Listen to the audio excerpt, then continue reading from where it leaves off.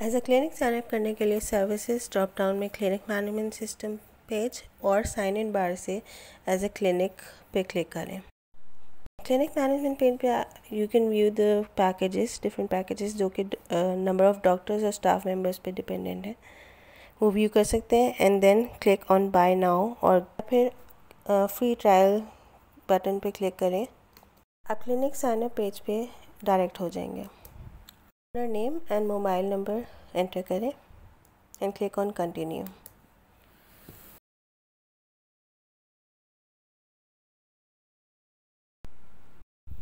Clinic details enter करें जिसमें clinic name, city, phone number, email address and clinic profile picture add करनी है। Terms and conditions read करें and click on I agree. Registered number पे verification code आएगा, वो enter करें।